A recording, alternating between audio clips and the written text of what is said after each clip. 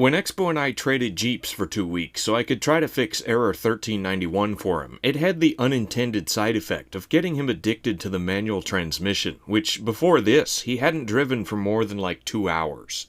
I got 500 Discord notifications and figured my account got hacked, but no, it was just Expo realizing automatics are definitely not the move. So, he was dead set on a manual swap for his 2000 Cherokee, but that's no easy endeavor. We need a 9701 donor XJ, less than or equal to about $1,000, which is about what all the manual swap stuff costs individually, in part-out worthy condition, which is of course equipped with a manual.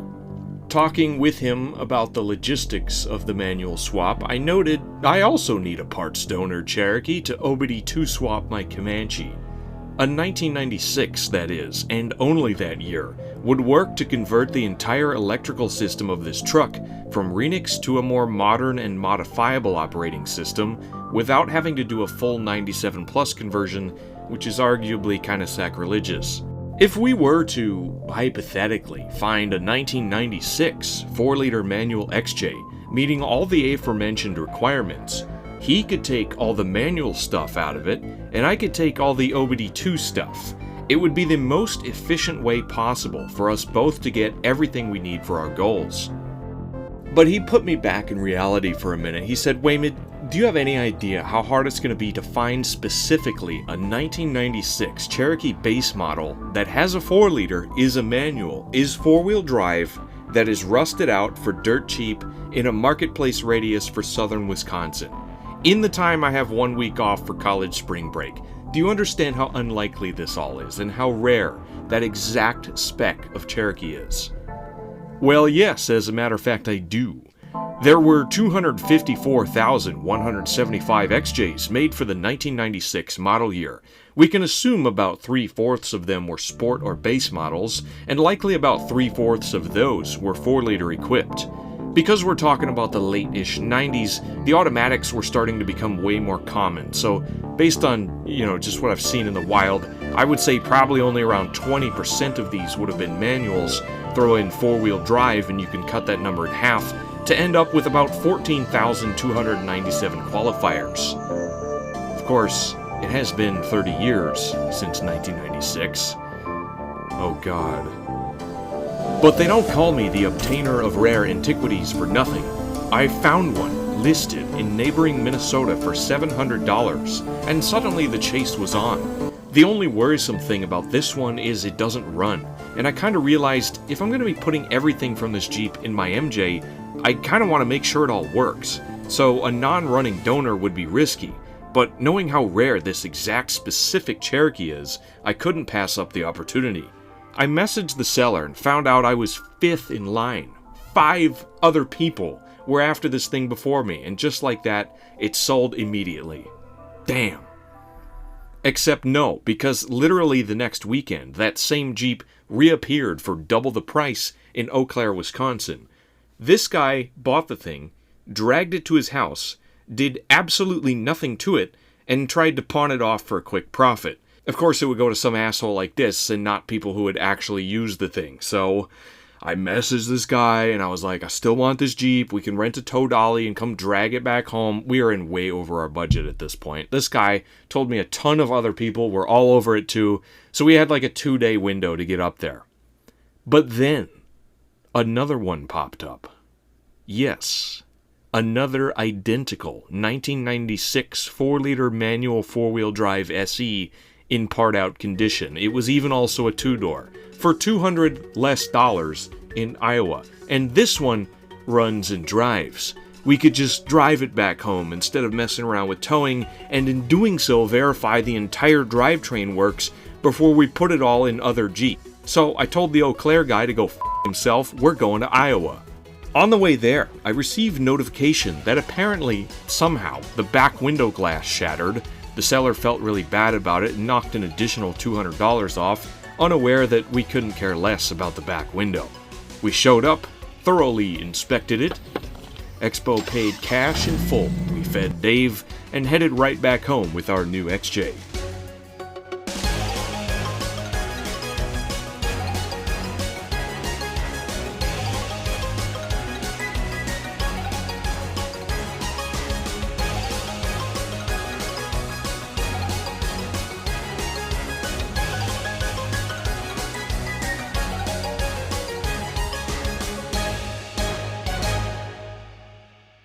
In this video series, I'll be completely stripping this 96 to the bare shell, and in doing so, learn much of the forbidden technical intricacies of the often infamous one-off oddities that make 1996 its own year XJ. There will be a lot of information in this video, and sometimes it may seem like the things I do don't make sense, but I assure you I have a plan for everything. As they say, there is a method to my madness. Don't kill all those pedestrians. Ah, there is a cigarette in the rear ashtray. Okay, dog. No ashtrays here, though. Testing out the back seat. Seems to work. It's very interesting without a back window in this thing. It's very, it's not even like cold or anything. It's Really not. yeah, it's, I don't know, it's just like having a vent window open. It's not bad at all.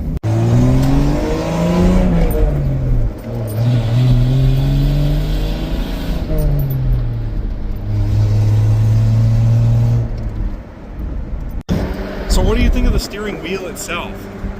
It's thinner. It's a lot thinner. Yeah. Like this finger is touching my palm. That's new. I like the newer ones. I don't like the horn being here. So just Yeah. Too old for that. yeah. I don't know. I kind of dig it. I thought I wouldn't really like the ZJ steering wheel, but it's pretty good. Yeah. This time I get the automatic.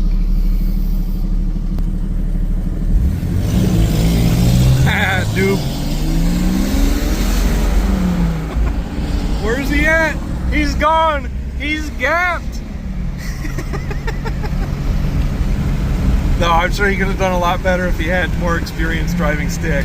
I will also not be selling anything off it. A lot of the events in this video happened months ago, and the two-door specific stuff is already gone. I'll be using everything electronic. The engine, the axles, the entire brake, fuel, evap, and HVAC system. And Expo is going to be using anything related to a manual swap. So the only parts that are left are just generic random pieces like the center console, which you can find anywhere.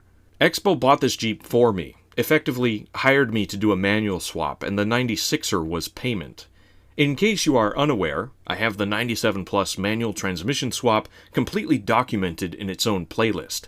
There is a lot to consider, but being well prepared, we were able to get everything we needed out of the donor on day 1 and have everything installed and ready on day 2.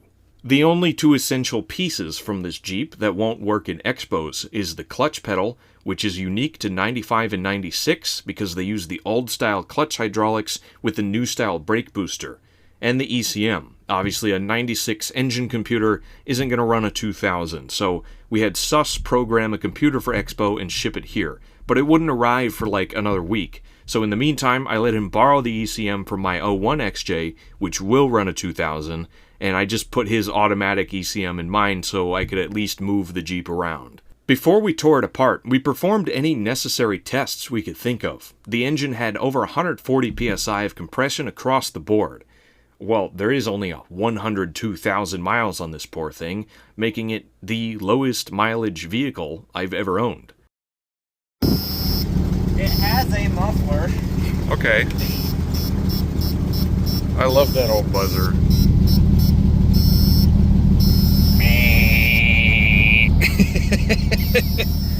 Okay. Expo said the heater is like really warm. The muffler this is a giant hole in the catalytic converter. Okay. It's about 120 degree coming out of the vents. 110. That one's cold because it's clogged. 115. It's about 115 degrees coming out of the vents. What about the air conditioning? Ooh, you hear that compressor kick on, huh? I'll let it, you know, charge up for a minute. Oh, it's cold.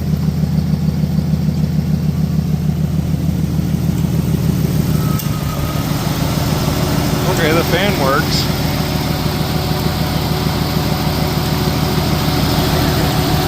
Oh yeah, it is misfiring because I unplugged spark plug number 2. I was gonna say.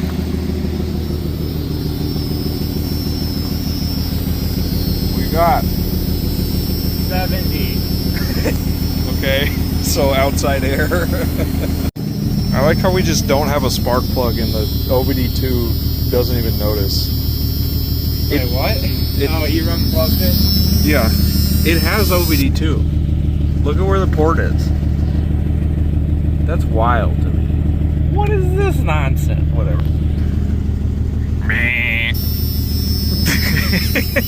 So we made it home with, what, a quarter tank of gas left. Yeah. When we first filled it up, it had 1/8 of a tank.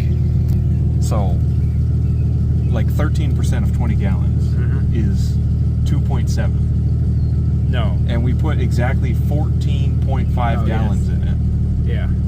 And now there's a quarter tank left, meaning we burned from basically just over 3/4 to just over 1/4. So we burned half a tank, that's 10 gallons. So we got 24 MPG. I wasn't driving this conservatively. Yeah, he was being a maniac. I wasn't being a maniac. but But I wasn't feathering it. right, we got 24. That's like I have trouble believing that. Well, you can check my math. All right. Oh, we'll have to check the miles. I got it. You got the one? Yeah. You got the one shot to save them all? I did. Oh, that's beautiful. We noted there's still like 3 gallons of gas left in this thing. May as well go get our money's worth on the country back roads.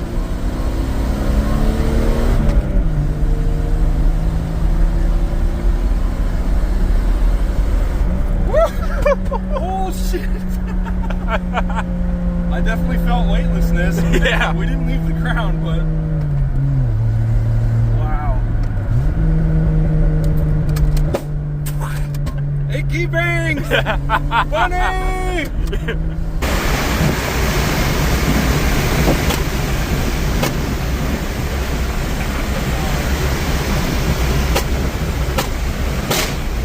Oh!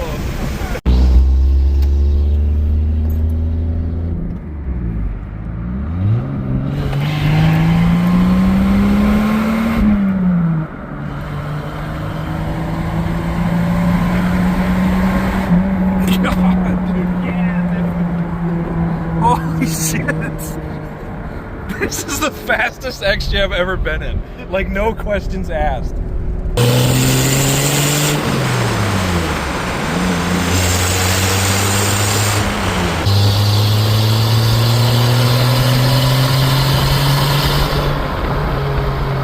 That was a noise. Yeah, that was the rear axle shifting. Oh, God! I think the leaf springs are breaking. Oh, stop doing that. Like they're separating sideways. That's not good. Oh God! All right, mobile repair squad, go! Oh, shit.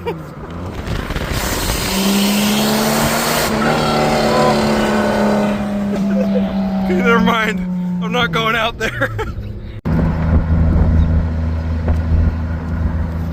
Oh, what a beautiful sunset for such a beautiful machine. Cinematic third brake light sunset. Oh, look at that. That's a cool picture. So yeah, it wasn't a leaf spring that broke. It was the rear sway bar. I thought I heard something break. It was right under me. Okay, well, that's less of an issue. How are we looking under here? Not awful, not great. Yeah. The frame's there. It's got a frame. Yeah, I mean, this is pretty average, I would say, for the Midwest. It's The just rockers are dead. up here, there's nothing left. Yeah, the floor and half the frame up here is gone. I got a little dongle here. Oh. I think that's a large piece. Look at this mess. What is that? Why is this hot? What the f? Ow. What is that? That's hot. It like... Yeah, 96 is going to be really fun. Okay, it's that little cylinder thing is the relay for the illuminated key ring on the ZJ column. Because as soon as I unplugged it, the key thing shut off. So that explains why it's hot.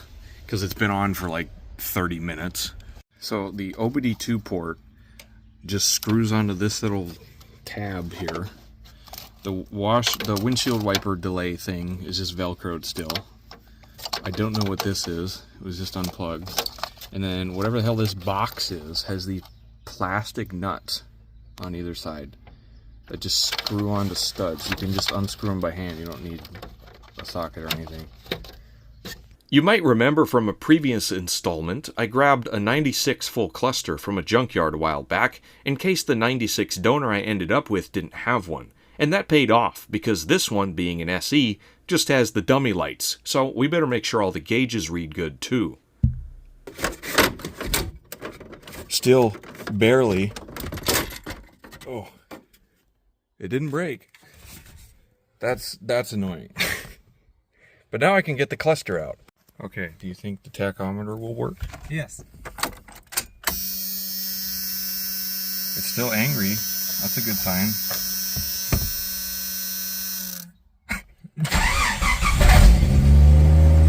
Oh yeah.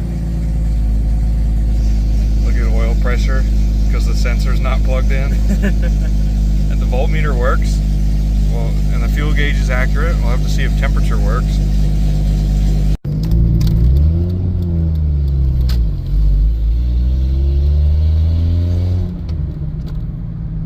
Very nice. All right, do something interesting. Well, now I gotta put it in first to do something interesting. Look what you did.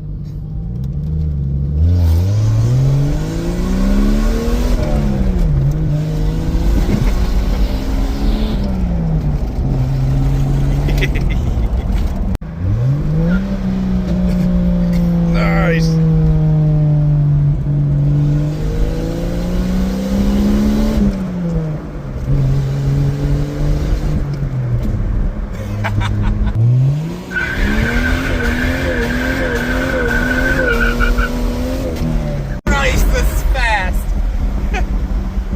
Whoops, we're accidentally going 75. It gets there so fun. It's so effortless.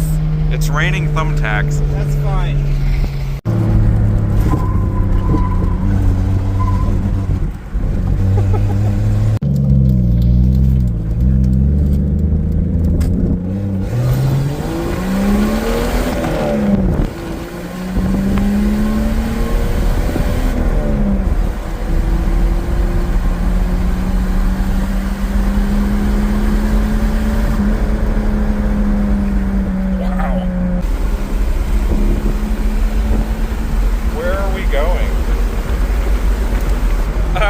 No!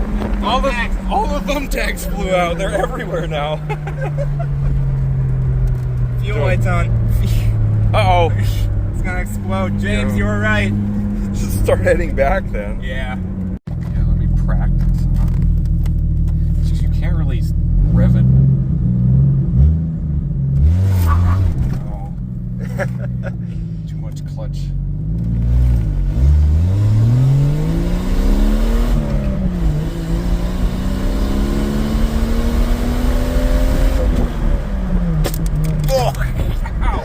That's what mine do. God, that felt like something broke.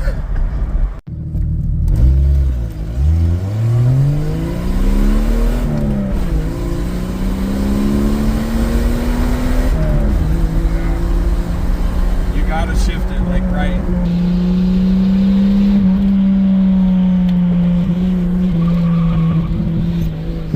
Uh-oh.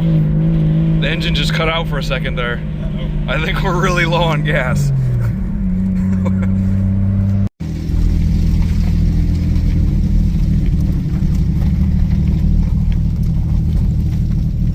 Okay, Expo.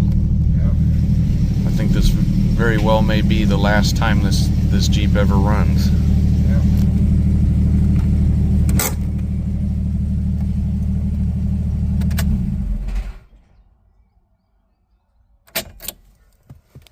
Expo, what did you find? I found that the four-wheel drive indicator light is completely Yep, so the wires shorted to each other and blew the fuse, which explains why none of the interior lights work. Yep. Well, that was easy. I'm wondering if you unplug that and we replaced the fuse. If only there was an excess of fuses.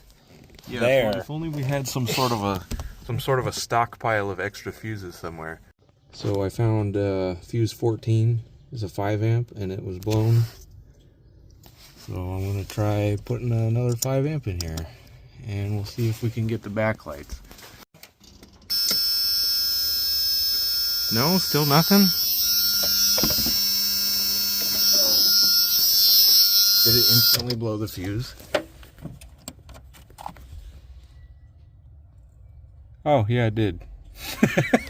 Okay, so there's definitely some more issues. Who's there? Who's there? So it's been about 3 minutes and we got the transmission out. It's just kind of caught on the exhaust. And I have a Sawzall, but I don't have any blades for it. And we don't want to run to the store for Sawzall blades and nothing else.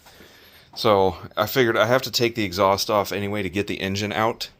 So I'm just going to take off the exhaust instead of cutting it. So we have the engine bay half torn apart now as well. And Expo's still driving it. Yep. How's that going? It's pretty quick. We got a lot of tactical weight reduction going. Yeah. Yeah, we should drive it around after we get the drivetrain out. Yeah. See how fast it is then. Pretty quick downhill, I think. On a 97 Plus, 2 of the connectors on the computer go to the engine harness, and 1 of them goes to the body harness. But on a 96, that's all one harness. Yeah, I can see why people don't like that. So there is no such thing as a 96 engine harness. It's the whole thing. That big loom does everything. It goes inside. It goes to the wipers. It goes to the engine, the injectors. It goes to the fuse box. Everything over here. That one harness does everything. So yeah, that's why 96ers are 1 year only for electrical stuff. However, where there is a separate harness is where it goes to the transmission. This connector goes to a separated harness that has the speedometer, the downstream O2 sensor, that's this, the 4-wheel drive switch, and the reverse light switch. And that just plugs into here, and that's all its own harness. So there's a transmission harness per se, but not an engine harness. Whereas on 97 Plus, the engine and transmission harness are one, but the body harness is separate. So I pulled this mini transmission harness out of here, and the only things it has are the speedometer, the 4-wheel drive switch, and the downstream O2 sensor. Does not have the reverse light switch. That is on the body harness, which implies that 1996 manuals have their own body harness that is not compatible with an automatic one. That is wild. What a maniacally inefficient way to do things. Like, I get it now. So I imagine as I continue to rip stuff out of this, we're going to run into many, many more unique 1996 things that I'm excited to learn about. You know, because before this, I thought everybody was just overreacting. Oh no, 1996 electronics. And I don't think 1996 has any more or less electrical issues than any other year. But if you do have electrical issues, which are definitely not uncommon in a Cherokee, and you have a 96, you have to get 96 stuff. And that's annoying. So, Expo went home. We're done for the day. We have everything manual we need out of this. Here's the AX15.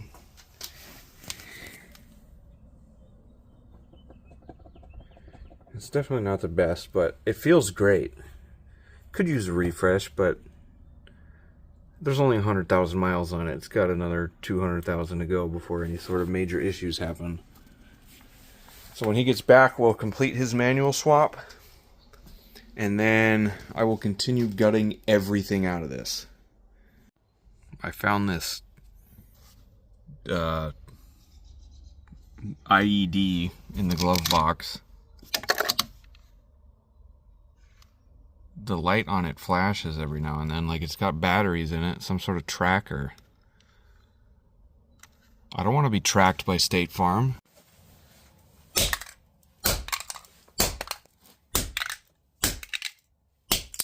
There we go. What is this? Well, I'm gonna rip the battery out of it. The battery was soldered on there. That was never meant to be replaced. But it's, I don't know, I've disabled it now, whatever the hell that was. Alright, here's the plan. We're gonna take this XJ and push it somewhere else. So we got the garage cleared out and ready for Expo's Jeep. We pushed this one outside, and I've just been ripping parts off it. Expo thought it was quite unusual that 96s have the newer style seat belts. And he also noticed that the back seat doesn't. That's how cheap Chrysler was. They still had the old style seat belts, and they like, if we put them in the back seat, nobody will notice. Let's just keep doing that until we run out of stock. So, yeah, fun fact. 96s have the old style buckles in the back, but the new style in the front. That's very Chrysler indeed. And also, Expo found this under the center console. And it is a 10mm, of course. Somebody lost their 10mm. So we got a free ratchet, too. All right. My car. I cannot believe it. This is my car with a manual gear shift and the first clutch pedal press. Yeah. And break loose for a second. There we go. No, you broke that little zip tie thing. Oh. Does it feel good? It feels like a clutch. It's heavy. It's heavier than yours. Uh-oh. But it's good. It's good. Okay. There's something usual about this engine bay. Can you spot it? No transmission dipstick. Well, I think we've completed a manual swap. There's only one thing left to do. You want to put it in run and see if the reverse lights work? Just put it in reverse. Oh, they work. Oh, hype. All right. I think we are clear for startup as long as it's not in gear.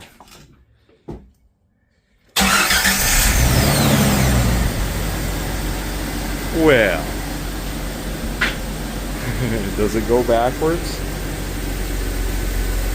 It goes backwards. All right, wait. I gotta close the hood. It'll hit the garage door. Back her up. Is the parking brake on? Noise? What noise? Is that just like clutch? Is your parking brake on? Oh yeah. You But also dumbass. listen to this. That sounds normal to me. Okay.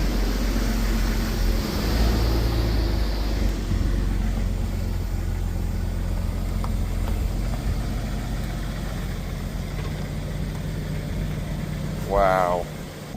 Okay, Expo.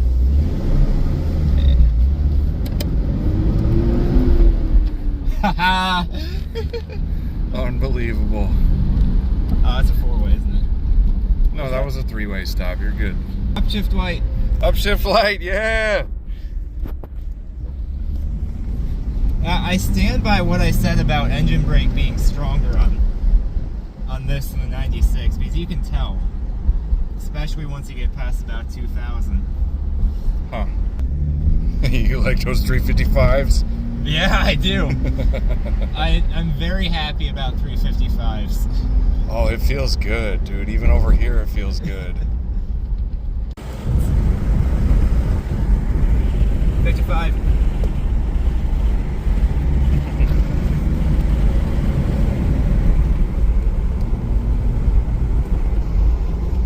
Yeah, look at you go, man. It's your same Jeep, but it's a stick now. It's my Jeep. This is my Jeep. Yeah. Good job. Stage 1 and 2 are now complete. We've located and acquired a 1996 Cherokee and successfully done a manual swap on Expo's 2000. Next up, I'm actually going to take some parts for my XJ, the axles specifically, for many reasons. So my XJ has a disc brake swapped 29 spline Chrysler 8 1/4 with 355 gears. Here's the thing, I don't need any of that. I do very much like the disc brakes, but ever since that swap, I've never been able to figure out the annoying Liberty parking brake, and with a manual, a parking brake is something I would rather have. It's a stock XJ, and I never tow anything more than maybe a light trailer, so the rear disc brakes are completely overkill. So are the 355 gears. Again, they're nice, and having that extra steep gearing with the stock tires is amazing off-road, but really, most of the driving I and most people do is on the road, where 307 gears would maximize fuel economy in this ever so expensive economy. So I'm going to take the slightly weaker 27 spline Chrysler 8 1/4 out of the 96, and I know I could swap the spider gears and make it 29 spline, but then I got to worry about the lug nut studs because of the drum brakes, and yet I could talk about this for days. The point is, Powerslave bought my beefed up axle to put in his Jeep and provided me with a junk Dana 35 to put in the 96 to keep it a roller. And then Jay came over and helped me swap the rear axle. So Jay, what do you have for developments? All I have to say is that this is way too easy. I don't like it. Yeah, this should be fighting back. Can you provide us with a list of everything that's gone wrong so far? Nothing. Nothing. Nothing comes to mind. I know nothing's gone wrong yet. No, look at it. Look at how easy it is. I mean, it takes some effort, but look at it. It just turns. Yeah, I know. Like this should take like a MA1 or M1A Abrams tank use of torque to turn this. But no, like we are just unbolting this axle casually. Yeah. From this Jeep. Well, what? Just just hit it anywhere. Like that. There you go. Oh, okay. Good job. The passenger side axle seal on this one was dumping fluid all over the brakes, so I got a new seal. Just gonna replace that before we throw this axle in, and the gear oil in it looks original, so it's probably good we're changing this. This is Jay's suggestion. Oh, yeah, I don't know, whatever he says I'm just gonna agree with. Alright, I officially have 307s again. Now I'm about to go on a test drive.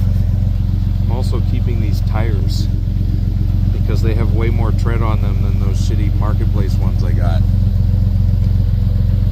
And I did take out the front drive shaft. So I got 355s in the front. I'm also going to swap this axle in later. Because this is a high pinion Dana 30. So that'll actually be an upgrade. Whereas the rear axle is now downgraded. I did not change the speedometer gear yet. So I'm actually going 50 when it says I'm going 45. And the brakes suck because they're drums that are covered in gear oil. But they do work. And I have the wrong proportioning valve in it now, so the drums aren't getting any braking force anyway. They do certainly work though. But yeah, with an overhaul of the drums, I will have a parking brake. Feels so different with 307s.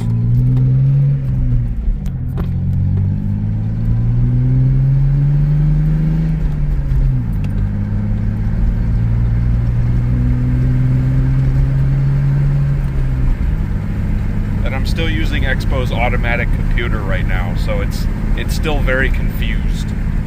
The front axle is going to get its own video, and it was around this time Taco came up north and we got pretty distracted, deleted the power steering in the MJ, so now that's done, which will again be its own video, and then I made the mistake of giving Taco the keys, and as soon as he touched that truck, the starter died, so I had to make a run to Illinois to get another starter because I sold the one from the 96 to some local guy whose starter also died.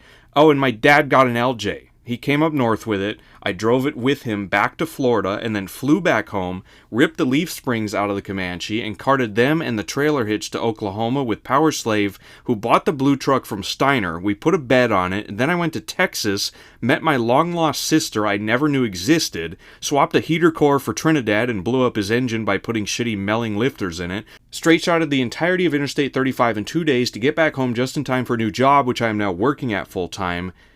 Everything I just said in the past 60 seconds happened entirely within a month, and I'm still trying to process all that. I have this seemingly infinite backlog of videos and new things just keep happening. So, I think given this one is like 45 minutes long, and pretty much nothing productive has happened, I'm going to end it here and make part 2 the one where we actually strip the 96 of all its parts, because that's going to be like another hour, and I personally will be using that video as like a notepad. I will reference it in the future for when I put all this stuff in the Comanche. I'm sure there are write-ups and forums about doing a 96 swap, but I'm kind of having fun just going at it blind. I want to experiment. I want to see what obstacles we run into, like how am I going to make the MJ turn signals and taillights work with an XJ harness? I don't know, but I do know I'm going to figure that out. So, anyway, thanks for watching, and I'll see you in whatever random episode of Chaos comes next.